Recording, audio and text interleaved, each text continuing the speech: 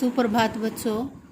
आज इस वीडियो के माध्यम से हम हिंदी की पाठ्य पुस्तक कृतिका का पाठ माता का अंचल पढ़ेंगे। तो बच्चों, ये जो है हमारा पाठ है माता का अंचल, वात्सल्य रस का पाठ है।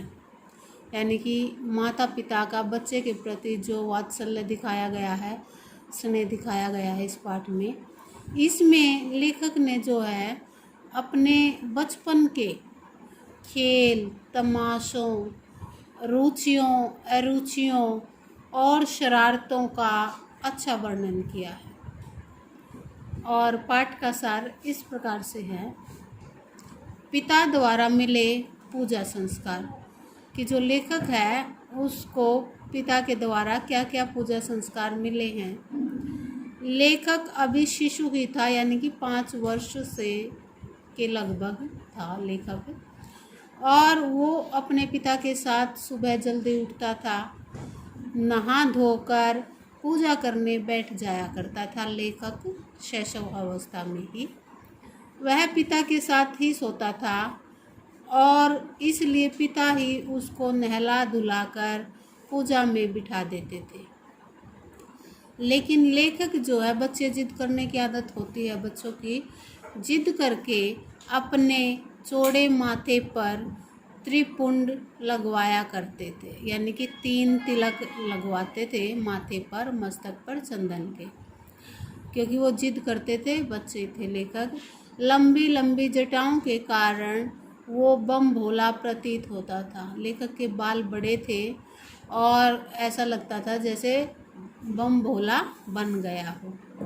और पिताजी, उसके लेखक के पिताजी उसको बड़े प्यार से भोलानाथ कहकर पुकारते थे।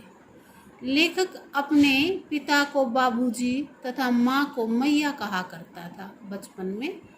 जब बाबूजी रामायण पाठ, यानी कि उनके पिताजी हर रोज़ रामायण पाठ करते थे, तो लेखक उनकी बगल में बैठकर शीशे में अपना मुंह देखा करता था, जैसे कि बच्चे शरारत करते हैं।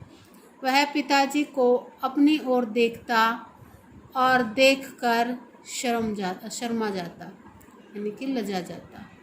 पिताजी पूजा पाठ करने के बाद अपनी रामनामा बही थी उनकी, और 1000 बार राम नाम उसमें लिखा करते थे। 1000 बार हर रोज़ का काम था ये पिताजी का। फिर कागज़ के टुकड़ों पर 500 बार राम नाम लिखकर आटे की गोलियों में उसको लपेटते थे और गंगा की ओर चल देते थे मछलियों को खिलाने के लिए। बाबूजी मछलियों को एक एक करके गोलियां खिलाते चले जाते थे। तब वह भोलानाथ, यानी कि लेखक, अपने पिता के कंधों पर बैठकर मुस्कुराता रहता था, ये सब कार्य देखता रहता था। फिर क्या करता है भोलानाथ, पिता के संग खेले हुए खेल। पिताजी पूरे जो है शामिल होते थे भोलानाथ के खेलों में।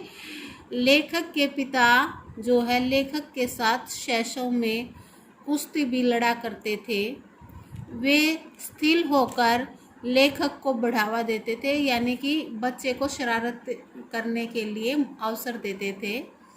लेखक पिता को हराकर उनकी छाती पर चढ़ जाया करता था, जैसे कि बच्चे शरारत करते हैं उसी तरह से लेखक भी करता था, और अपने पिताजी की मूंछें उखाड़ने लगता था।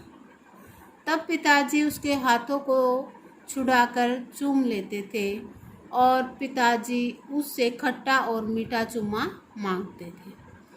तब वह क्रम से बायां और दायां गाल उनके सामने कर देता था, यानी कि बच्चे जो क्रीड़ाएँ करते हैं वही भोलानाथ करता है।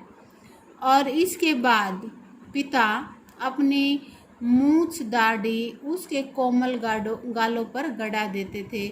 लेखक फिर से उनकी मूछें नोचने लगता था और तब पिताजी झूठ मूठ में रोने का नाटक करने लगते थे। तो बच्चों, इनसे हमें पता चलता है कि पिताजी जब पूजा करने बैठते थे तो लेखक साथ में ही पिता के साथ बैठता था और जब पिता के साथ ही वो खेलता है।